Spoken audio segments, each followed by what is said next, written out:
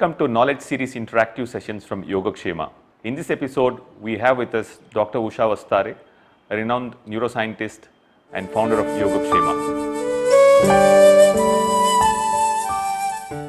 Now, when we look at Vedanta and neuroscience, they look very different.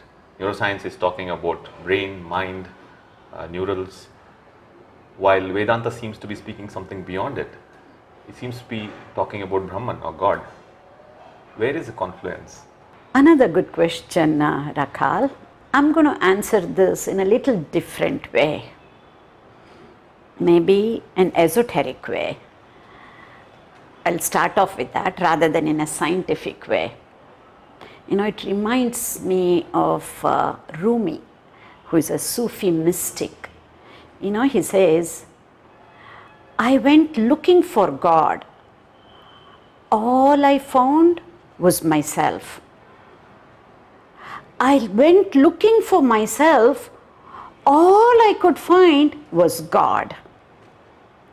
I think this beautifully explains the Advaitic perspective and also the neuroscience perspective. From the neuroscientific angle, you know, it is all about knowing who we are and why am I like this? Why do I do what I do? Why is it that I don't do what I should be doing?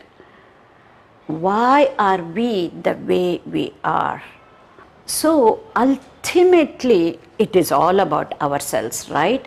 So if we understand this mind, one mind, then we will be able to understand everybody else's. This is from the scientific perspective.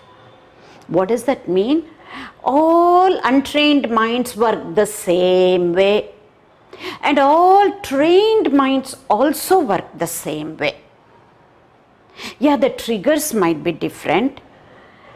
How we react to that might be different, but what happens at the level of the brain, what happens at the level of the mind, what type of chemicals are released, what type of electrical wave changes might happen, all of that will be very similar in untrained minds and also in trained minds. So ultimately, all of this is about whether we see it from a philosophical perspective or from a neuroscience perspective.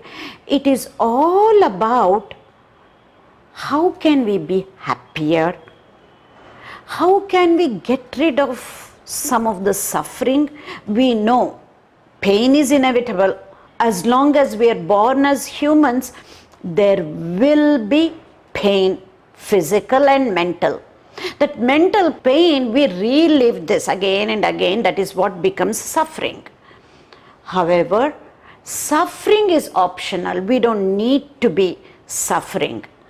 So how can we be happier? And how can we have this zest for life? And how can we be leading a life which means something to us, and fully living this life is what is important. So it's all about whether from the philosophical perspective or from neuroscience perspective. We are bound to have problems and challenges. In spite of having challenges, how can we improve our quality of life and lead a life full of zest? Is what this is all about. You brought in this by saying that we are all trying to understand ourselves.